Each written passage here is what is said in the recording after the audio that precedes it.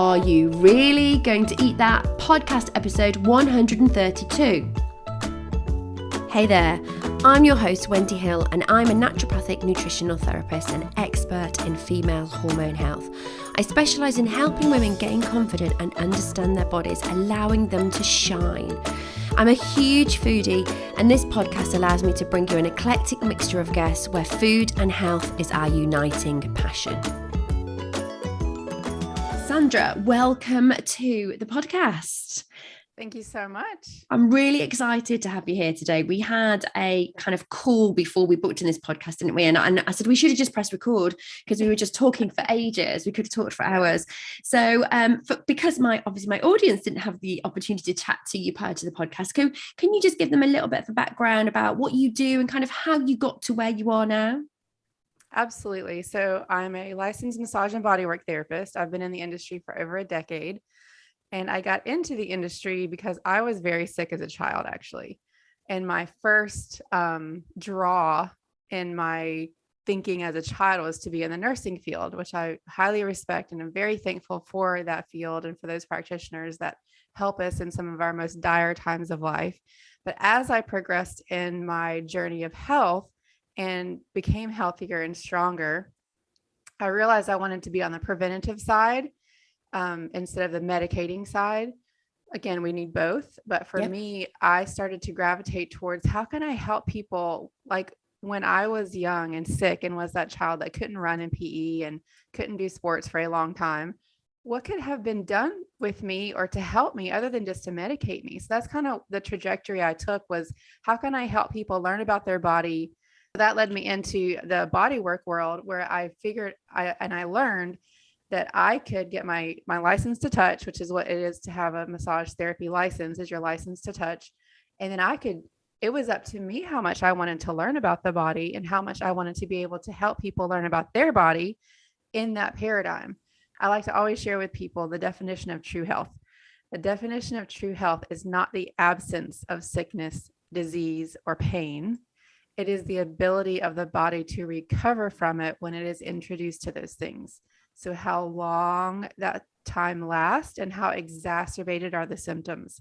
And when you can reduce that time frame down to a lot shorter and the exacerbation of symptoms are a lot shorter, that is what true health is. So that's what I do. Love it. And that's why we connected, I think, so much, is because so much of what you say rings so much with what I do. You know, I love that kind of how easy we can recover from it, because, you know, my job, we call it strengthening the host. So it's not about you not being ill. It's not about, not being exposed to viruses or pathogens. It's actually your ability to deal with those efficiently. Your immune system is there to do a job. And we want it to be able to upregulate it when it needs to and downregulate when it doesn't. And this is kind of the dysbiosis, I think, that we have in modern life, is that we don't have that sort of natural sort of selection that we've had previously. So just want to touch a little bit on some of the treatments you want. So just to explain, I think most people would have understood what massage is, but you said you also do cranial-sacral therapy. So tell people a little bit about what that is, because that's something that I've heard quite a lot about recently. Yes. I love talking about that because I love to differentiate what people think it is and what it really is. So in the bodywork world, you do have a lot of different techniques, and there's new certification programs coming out every year because somebody has a different idea or a different way to implement palpation techniques. And that's great. I'm glad the industry is growing and there's new things. CranialSacral Therapy is not Reiki. I just want to make that very, very clear. Is there anything wrong with Reiki? No, that's just not what I do. So CranialSacral Therapy is a hands-on palpatory practice, mostly focused on the cranium and the head, face, jaw, neck, but it's an overall practice of body work where we are trying to have the most influence on the nervous system itself. So we know the nervous system is housed and protected by the craniosacral system. So the craniosacral fluid that runs through the brain houses and protects the nervous system. When there is any restriction, tension, brain injury, anything at all that impedes the flow, I always explain this by the blood and the lymph, because people understand blood and lymph. So, if you have restriction, tightness, injury in an area of the body, you're going to have reduced blood flow, reduced lymph flow. And that's not a good thing. Even if you don't know why, you can understand that's not a good thing. Yep. Same thing happens around the head. When that craniosacral fluid system is impeded by whatever introduction of pathology, whether an accident, an injury, constant clenching of the jaw from stress, getting, your visual system being impaired from too much strain. There are many, many ways. Sleep deprivation, huge one in preventing the craniosacral fluid flow from happening well. The palpatory, and so basically, if I have a person on the table, this is a pretty cool little Halloween skull. I like that skull. Yeah. But in craniosacral therapy, what I'm doing is very specific techniques and holds and methods of decompression around the fascia and the musculature to help reduce the tension around the head, getting into the brain, affecting tissue and fluid, to help balance and regulate that system to where it can function better. And in my experience of having done that work for, like I said, I've been licensed over a decade. I've probably been doing craniosacral for 7 to 8 years, maybe longer. It's so long, I don't even remember now. But it is one of the best ways to help calm the nervous system down.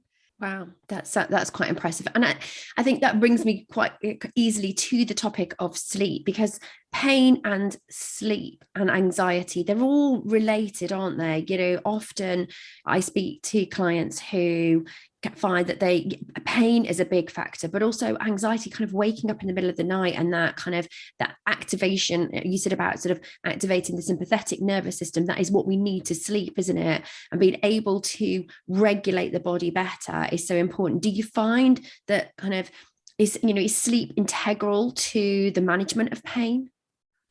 Absolutely. It is the time that our body heals.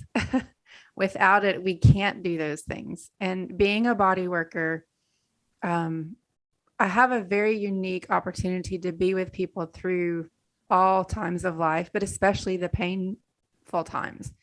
And that's one of the biggest things that are reported to me, because I always say, the power of touch is truly that. It is powerful.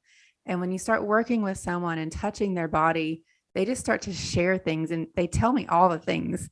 And one of the biggest things they tell me, which is always correlates to their pain cycles, is lack of sleep. So that one of the first things that they tell me is, well, I just don't sleep good. And they kind of just lay that as a stamp down and just like a flag in the ground, that's just how it is. That's just how it is for them. I'm like, well, no, that's not just how it is. And we can actually change that. It takes effort. But yes, sleep is an absolute contributing factor to that time frame being longer of your painful systems working and the exacerbation of those symptoms. Yeah, I find that. And I love that you timestamp, because people say that to me as well. I'm like, how do you sleep? Said, and I've never slept well. And it just seems, it's almost like a badge of honor to some people. Right. Yes, that is a very good point. And I'm not the psychologist in the conversation. I have had those conversations with psychotherapists. That is actually a part of an adaptive behavior and a codependent expression of behavior, is to prove to people how hard they have it. So to use that statement often is to show you how much they're suffering. So as an individual, you need to be careful and listen to yourself talking. And as someone dealing with someone that may be going through a difficult time of life and any psycho-emotional issues, if they constantly say that over and over, then that is obviously a number one source where they need to work. But you as the individual need to put in the work to make that better, because it is throwing gasoline on the fire of any pathology that you have. So if that phrase, I just don't sleep well, is part of your normal story, then that needs to be priority number one to start working on, because it will have the quickest results and positive influence into your health paradigm of any sort that you could have that you're doing. Yeah. The real takeaway isn't it, we repair when we sleep. So it has to be our priority, but it takes work. Thank you so much. That has been so much information. I'm sure everyone listening has got loads from it. We're going to put all your links in the show notes. And I just want to do my quick fire round before you go, if that's all right. Sure, absolutely. So just real quick fire round. So jeans or dress? Oh, that what time of day, what day is it? 'Cause I'm 50-50 on that one. And I love the bell bottoms are back in. Big fan. But I always love a good going out dress. Going out dress. I'm 50-50 on that one. I'll let you have one. Is it sushi or pizza? Neither.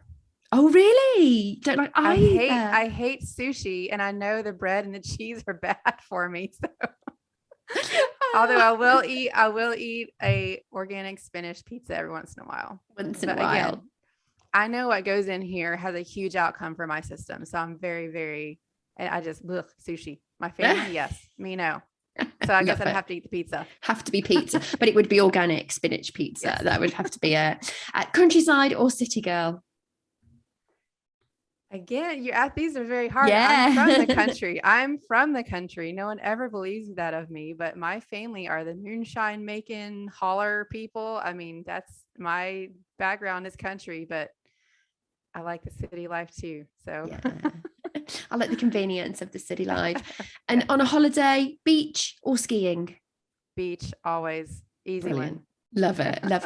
And my final question for you today is, what have you got for tea? So I do have to do an explanation with my American guests. So my husband is from the north of the UK, and they call their evening meal, dinner, they call it tea. So it's a bit of an homage to him, because we always have this constant argument in our house about what's for tea. And I'm like, it's dinner, it's not tea. So what do you have for your last meal of the day, whether you call it dinner or tea? I would call it dinner, and it's going to be super boring, meat and vegetables. Yeah, that's fine. I'm not a foodie. Like, if I didn't have to eat, I wouldn't. I know that's weird, but yeah, I would probably tend more toward the carnivore-ish lifestyle. I need protein. So steak and veggies for tea. Sounds good to me. Sounds good to me. Right. We'll put everything in the show notes. So thank you so much. You've been an amazing guest. So much information. Thank you for sharing all that. I'm sure everyone will go away with loads and loads of ideas and tips. So thank you. Thank you so much for having me. Thank you for listening to the Are You Really Going to Eat That podcast. If you enjoyed this episode, why not share it with your family and friends? And the best way to help me get out to a wider audience would be to leave me a review. So if you just got a couple of minutes, if you popped into iTunes and just scroll down to the bottom, click 5 stars, of course, and leave me a review, that really helps our ratings. And to make sure you get every episode in your inbox on a Wednesday as it's released, remember to click subscribe. Thank you so much for your support. Tune in again next week for the latest episode.